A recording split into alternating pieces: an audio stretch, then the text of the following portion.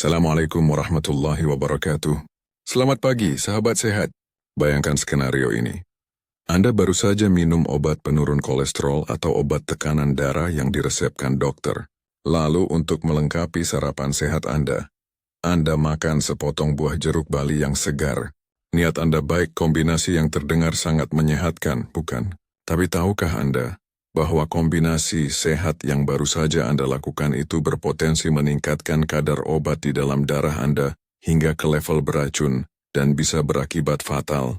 Ini bukan untuk menakut-nakuti, ini adalah fakta medis yang jarang sekali dibicarakan. Di video ini kita akan membongkar tuntas buah-buahan apa saja yang berbahaya jika dimakan setelah atau bersamaan dengan obat-obatan tertentu. Pengetahuan ini sangat penting. Sebelum kita lanjut, saya ingin menyapa Anda. Tulis nama panggilan dan dari kota mana Anda menonton, agar kita bisa belajar bersama. Apotek di dalam tubuh dan bagaimana buah bisa merusaknya. Sebelum kita menyebutkan nama-nama buahnya, sangatlah penting bagi kita untuk memahami terlebih dahulu sebuah proses ajaib yang terjadi di dalam tubuh kita setiap kali kita menelan sebutir pil obat. Memahami proses ini akan membuat kita mengerti mengapa buah yang kita anggap sebagai anugerah alam justru bisa berubah menjadi pengacau yang berbahaya. Perjalanan sebutir obat di dalam tubuh saat kita minum obat tersebut tidak langsung lari ke bagian tubuh yang sakit. Ia akan terlebih dahulu melewati sebuah perjalanan panjang dan rumit. Setelah ditelan, pil akan larut di dalam lambung, lalu masuk ke usus halus, tempat di mana zat aktifnya akan diserap masuk ke dalam aliran darah. Namun sebelum diedarkan ke seluruh tubuh, darah dari usus ini akan mampir terlebih dahulu ke sebuah pabrik pengolahan super canggih, yaitu hati, liver kita. Sebagian obat juga diolah di dinding usus itu sendiri. Di dalam pabrik hati dan usus ini, ada ribuan pekerja super sibuk yang disebut enzim. Tugas para enzim ini adalah memetabolisme atau mengolah zat-zat asing yang masuk ke tubuh, termasuk zat aktif dari obat. Mereka akan memecah dan mengubah struktur kimia obat. Sebagian diaktifkan, sebagian dinonaktifkan, dan disiapkan untuk akhirnya dibuang oleh ginjal. Proses metabolisme inilah yang menentukan kadar atau dosis obat yang efektif dan aman di dalam aliran darah kita. Dosis yang diberikan oleh dokter Anda sudah diperhitungkan dengan sangat teliti, dengan asumsi bahwa pabrik dan para pekerja enzim di tubuh Anda bekerja dengan normal. Bagaimana buah bisa menjadi pengacau? Masalah besar terjadi ketika ada pihak luar yang ikut campur dan mengganggu kinerja pabrik pengolahan obat kita. Dan yang mengejutkan, pengacau yang paling kuat seringkali datang dari bahan-bahan alami yang kita anggap sehat, terutama buah-buahan. Senyawa-senyawa kimia alami di dalam buah-buahan tertentu bisa berinteraksi dengan sistem metabolisme obat kita melalui 3 cara utama. Memblokir atau menghambat enzim. Ini adalah interaksi yang paling berbahaya. Beberapa buah mengandung senyawa yang bisa mematikan atau melumpuhkan pekerja-pekerja enzim tertentu. Akibatnya, obat yang seharusnya dipecah dan diolah justru tidak terolah sama sekali. Obat tersebut akan lolos dari pabrik dalam kadar yang utuh dan menumpuk di dalam aliran darah. Kadar obat yang seharusnya 100% bisa melonjak menjadi 300%, 500%, atau bahkan lebih. Ini sama saja dengan Anda meminum obat 3 atau 5 tablet sekaligus, yang tentu saja bisa menyebabkan overdosis atau efek samping yang beracun dan fatal. Mempercepat kerja enzim. Sebaliknya, ada juga beberapa zat yang justru bekerja seperti mandor yang galak, memaksa para pekerja enzim untuk bekerja super cepat. Akibatnya obat yang baru saja masuk sudah langsung dipecah dan dibuang oleh tubuh sebelum sempat memberikan efek. Kadar obat di dalam darah menjadi terlalu rendah, dan obat pun menjadi tidak efektif sama sekali. Anda minum obat tapi tidak ada gunanya. Mengganggu penyerapan obat. Beberapa buah, terutama yang kaya serat, bisa mengikat zat aktif obat di dalam lambung atau usus, membentuk gumpalan yang sulit diserap. Akibatnya hanya sebagian kecil dari dosis obat yang berhasil masuk ke aliran darah. Dengan memahami ketiga mekanisme gangguan ini, kita sekarang siap untuk mengidentifikasi buah-buahan mana saja yang menjadi biang keladi utamanya. Apakah Anda pernah mendengar tentang interaksi antara obat dan makanan sebelumnya? Atau ini adalah informasi yang benar-benar baru bagi Anda? Bagikan di kolom komentar. Musuh utama Nabi 1, jeruk grapefruit dan keluarga sitrusnya. Di bagian ini, kita akan membahas musuh publik nomor 1 dalam dunia interaksi obat dan makanan. Ia adalah buah yang mungkin tidak terlalu umum di semua daerah di Indonesia, namun sangat penting untuk diketahui karena efeknya yang sangat kuat dan berbahaya. Namanya adalah jeruk grapefruit, sering juga disebut jeruk Bali merah. Meskipun sedikit berbeda dari pomelo jeruk Bali biasa, jeruk grapefruit, Citrus paradisi, dan kerabat dekatnya penting untuk kita kenali buah ini. Grapefruit memiliki daging buah berwarna merah muda hingga merah pekat, dengan rasa yang cenderung asam pahit, berbeda dengan jeruk Bali, pomelo, yang umumnya lebih manis. Namun tidak hanya grapefruit, kerabat dekatnya seperti pomelo, jeruk Bali biasa, jeruk Seville, jenis jeruk pahit yang sering dibuat selai, dan tangelo juga mengandung senyawa serupa, meskipun dalam kadar yang mungkin lebih rendah. Untuk amannya, waspadai seluruh keluarga besar jeruk ini. Mekanisme serangan, melumpuhkan pekerja pabrik CP4. Bagaimana cara jeruk grapefruit ini melakukan sabotase? Ia mengandung sekelompok senyawa unik bernama furanocoumarins. Senyawa inilah biang keladinya. Saat kita makan buah grapefruit atau minum jusnya, senyawa ini akan masuk ke usus halus dan secara permanen memblokir atau melumpuhkan salah satu pekerja enzim kita yang paling penting, yaitu enzim sitokrom P-teladan 5034 atau disingkat CYP34. Mengapa enzim ini begitu penting? Karena CYP34 adalah pekerja paling sibuk di pabrik tubuh kita.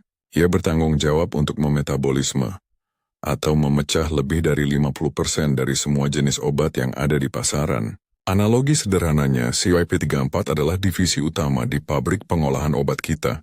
Jeruk grapefruit datang dan langsung meracuni seluruh pekerja di divisi utama tersebut, hingga mereka tidak bisa bekerja. Akibatnya semua obat yang seharusnya diolah oleh divisi ini akan lolos tanpa dipecah, menumpuk di dalam darah, dan menyebabkan overdosis. Yang lebih mengerikan, efek dari segelas jus grapefruit ini tidak hilang dalam beberapa jam. Ia bisa melumpuhkan enzim CYP34 hingga 24-72 jam ke depan. Jadi memberi jeda beberapa jam antara minum obat dan makan grapefruit sama sekali tidak berguna. Daftar obat-obatan kritis yang berinteraksi dengan grapefruit berikut adalah beberapa golongan obat yang paling berbahaya jika dikonsumsi bersamaan dengan grapefruit. Jika Anda atau keluarga Anda mengonsumsi salah satu dari obat-obatan ini, maka grapefruit dan kerabatnya adalah haram hukumnya untuk dikonsumsi. Obat penurun kolesterol, golongan statin, seperti simvastatin, lovastatin, dan atorvastatin. Interaksi ini bisa meningkatkan kadar statin hingga berkali-kali lipat, menyebabkan kerusakan otot serius, rhabdomyolysis, dan gagal ginjal akut. Obat penurun tekanan darah, golongan calcium channel blockers, seperti nifedipin, amlodipin, dan velodipin. Interaksi ini bisa menyebabkan kadar obat melonjak, mengakibatkan tekanan darah anjlok secara drastis, pusing, dan detak jantung yang berbahaya. Obat pengencer darah tertentu, seperti clopidogrel dan ticagrelor, obat untuk gangguan irama jantung, seperti amiodarone. Obat anti cemas dan obat tidur, seperti buspirone, diazepam, dan midazolam. Interaksi ini bisa menyebabkan efek sedasi yang berlebihan dan berbahaya. Obat untuk disfungsi ereksi, seperti sildenafil Viagra, obat penekan imun untuk pasien transplantasi, seperti cyclosporin dan tacrolimus. Daftar ini sangat panjang, oleh karena itu aturan emasnya adalah, jika Anda sedang mengonsumsi obat resep apapun, anggaplah jeruk grapefruit dan kerabatnya sebagai buah terlarang sampai Anda memastikan keamanannya dengan bertanya langsung kepada dokter atau apoteker. Anda apakah Beneda atau keluarga ada yang mengonsumsi salah satu dari golongan obat di atas? Jika ya, informasi ini sangat vital. Bagikan kesadaran baru yang Anda dapatkan di kolom komentar. Jebakan mineral, interaksi kalium dan vitamin K selain sabotase enzim oleh grapefruit. Ada dua jenis interaksi lain yang sangat umum terjadi, yang melibatkan mineral-mineral penting yang terkandung di dalam buah. Kalium dan vitamin K. Interaksi ini sangat relevan bagi jutaan pasien penyakit jantung, tekanan darah tinggi, dan mereka yang mengonsumsi obat pengencer darah. Bahaya kalium berlebih. Saat buah sehat bertemu obat hipertensi, kita sering mendengar bahwa buah-buahan seperti pisang, alpukat, jeruk, kiwi, melon, dan kurma sangat sehat karena kaya akan kalium. Kalium memang sangat baik untuk mengontrol tekanan darah bagi orang sehat. Namun, buah-buahan kaya kalium ini bisa menjadi sangat berbahaya jika dikonsumsi dalam jumlah banyak oleh orang yang sedang meminum obat tekanan darah dari golongan ACE inhibitor.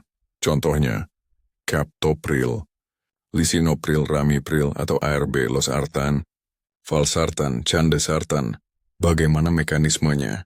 Obat-obatan golongan ACE inhibitor dan ARB ini bekerja dengan salah satu efek sampingnya, yaitu membuat tubuh menahan kalium.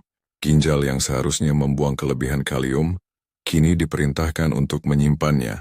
Jadi obatnya sendiri sudah berpotensi meningkatkan kadar kalium dalam darah. Sekarang bayangkan jika pasien tersebut, setelah minum obatnya, kemudian makan 2 buah pisang dan setengah buah alpukat. Ia sedang menuangkan bensin kalium ke dalam api yang sudah disulut oleh obatnya.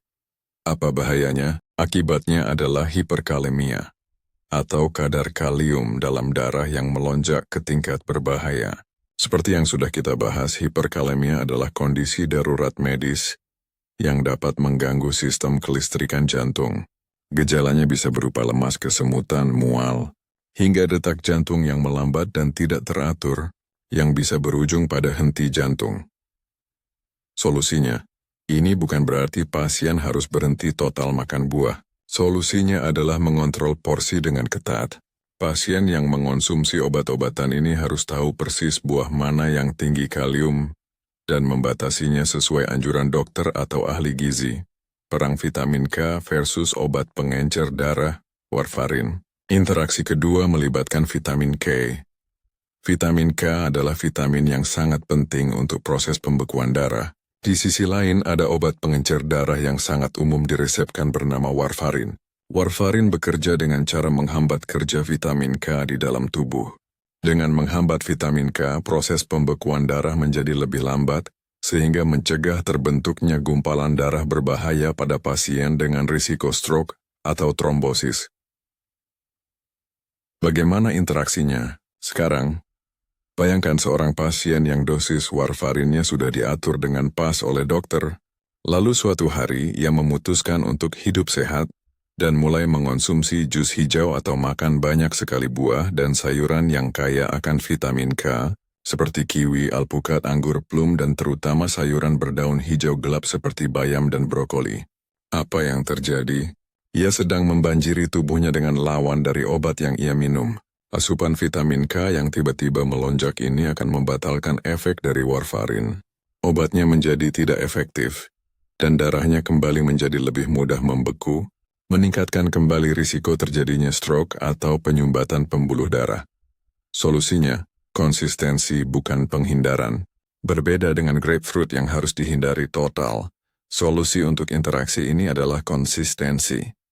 Pasien yang minum warfarin tidak dilarang makan sayuran hijau. Justru mereka dianjurkan untuk menjaga asupan vitamin K. Mereka stabil dan konsisten setiap harinya.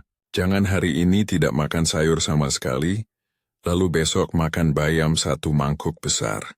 Fluktuasi drastis inilah yang berbahaya. Jaga porsi asupan vitamin K Anda kurang lebih sama setiap hari, agar dokter bisa menyesuaikan dosis warfarin Anda dengan pola makan Anda yang stabil. Apakah Anda atau keluarga ada yang mengonsumsi obat pengencer darah seperti warfarin atau obat hipertensi? Pengetahuan ini sangat penting untuk dibagikan. Tulis sangat bermanfaat di komentar jika Anda merasa ini penting. Serat waktu minum obat, dan daftar buah yang relatif aman setelah membahas interaksi-interaksi yang berbahaya. Di bagian terakhir ini kita akan membahas satu lagi jenis interaksi yang lebih ringan, namun tetap penting, serta memberikan panduan praktis dan daftar buah-buahan yang relatif lebih aman untuk dikonsumsi. Jebakan serat. Saat buah sehat mengganggu penyerapan obat buah-buahan seperti apel, pir, jeruk dengan ampasnya, dan buah naga sangat kaya akan serat. Serat sangat baik untuk pencernaan. Namun jika dikonsumsi dalam jumlah banyak tepat bersamaan dengan waktu minum obat, serat ini bisa menjadi pengganggu.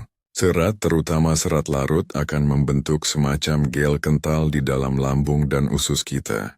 Gel ini bisa menjebak atau mengikat molekul obat, memperlambat, dan pada akhirnya mengurangi jumlah total obat yang bisa diserap oleh tubuh. Dampaknya, obat menjadi kurang efektif. Dosis yang seharusnya masuk 100% mungkin hanya terserap 70-80% saja. Ini mungkin tidak terlalu berbahaya untuk obat-obat biasa, namun bisa menjadi masalah serius untuk obat-obatan yang dosisnya harus sangat akurat, seperti obat tiroid, levothyroxine, atau obat jantung, digoxin. Solusi yang sangat mudah. Beri jeda waktu. Solusi untuk interaksi ini sangatlah sederhana. Jangan makan buah-buahan tinggi serat atau suplemen serat tepat bersamaan dengan jadwal minum obat Anda. Berikan jeda waktu yang cukup, idealnya minum obat 1 jam sebelum makan atau 2 jam setelah makan. Jeda waktu ini akan memastikan bahwa obat sudah sempat diserap terlebih dahulu oleh tubuh sebelum gel serat dari makanan datang.